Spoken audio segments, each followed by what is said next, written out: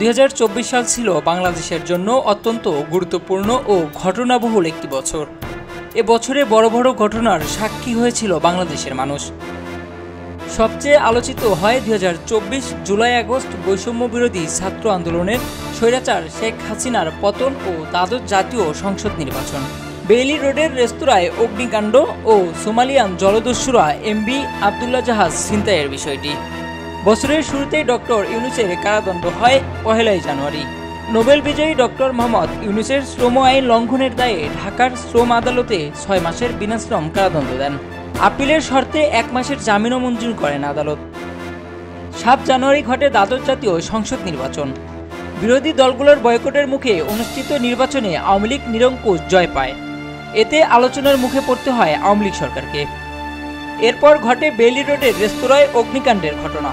29 ফেব্রুয়ারি ঢাকার বেইলি রোডের একটি বহুতল ভবনে আগুন লেগে 46 জনের মৃত্যু হয় এবং 75 জন আহত হন। এমভি আবদুল্লাহ ছিনতাই হয় 12 মার্চ।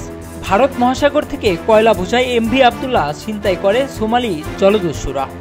এ সময় জাহাজটিতে থাকা 23 বাংলাদেশি নাবিককেও জিম্মি করা হয়। নাবিকদের উদ্ধারের নানা চেষ্টা করা হলেও $50 লাখ অর্থাৎ বাংলাদেশের মুদ্রায় প্রায় 55 কোটি টাকা মুক্তিপণের বিনিময়ে 13 এপ্রিল জাহাজ ও জাহাজের নাবিকদের মুক্তি দেওয়া হয়। মে মাসে ঘটে এমপি আনোয়ারুল আজিমের নিখোঁজের সংবাদ। 22 মে ভারতে চিকিৎসা করতে গিয়ে নিখোঁজ হয় ঝিনাইদহ 4 আসনের সংসদ সদস্য আনোয়ারুল আজিম। পরে ভারত থেকে লাশ উদ্ধার করা হয়। একই মাসে 26-27 মে ঘূর্ণিঝড় রিমালের আঘাতে 7 জনের মৃত্যু হয়। রিমালের তাণ্ডবে উপকূলীয় 19টি জেলার প্রায় 46 লাখ মানুষ ক্ষতিগ্রস্ত হয়েছে। 2.25 লাখ বাড়িঘর বিধ্বস্ত হয়। কোটা সংস্কার আন্দোলনে 5 জুন হাইকোর্টের রায়ের পর কোটা পদ্ধতি সংস্কার আন্দোলনের জোরদার হয়। 21 জুলাই উচ্চ আদালতের রায় বাতিল করে এবং মেধার ভিত্তিতে 93% নিয়োগের নির্দেশ দেয় আদালত।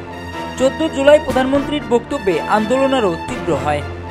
এ সময় কয়েক হাজার শিক্ষার্থী আহত ও 673 জনেরও অধিক নিহত হন।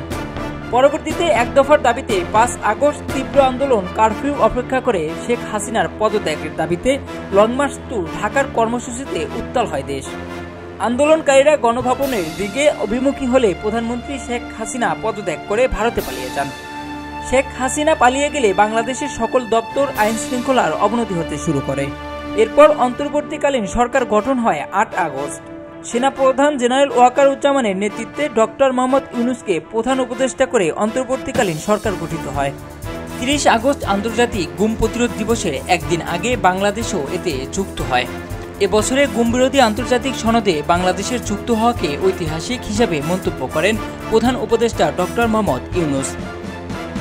উজান থেকে নেমে আসা ঢল আর টানা বৃষ্টির ফলে নোয়াখালীতে বন্যা হয়। বন্যায় পানিবন্দী হয় প্রায় 18 লাখ মানুষ। 1063 আশ্রয় কেন্দ্রে আশ্রয় নেয় প্রায় 2 লাখ মানুষ এবং বন্যায় নিহত হয় 11 জন। 31 অক্টোবর চিন্ময় কৃষ্ণের বিরুদ্ধে জাতীয় পতাকার অবমাননার অভিযোগ এনে চট্টগ্রামে একটি রাষ্ট্রদ্রোহের মামলা করেন বিএনপি নেতা ফিরোজ খান। দ্বিতীয়বার চিন্ময় কৃষ্ণকে আদালতে হাজির করলে তার সমর্থকেরা আইনজীবী সাইফুল ইসলাম আলিফকে কুপিয়ে হত্যা করে আদালত চত্বরে। জুলাই আগস্ট গণহত্যা নিয়ে দ্বিতীয়বারের মতো বিচার কাজের জন্য বসেছে আন্তর্জাতিক অপরাধ ট্রাইব্যুনাল। বছরের শেষে 25 ডিসেম্বর গভীর রাতে সচিবালয়ে ভয়াবহ অগ্নিকাণ্ডের ঘটনা ঘটে।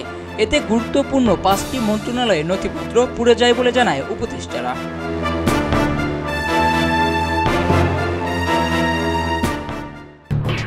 এলো খবরের কাগজ, নিখাদ, নির্ভীক, নিরপেক্ষ।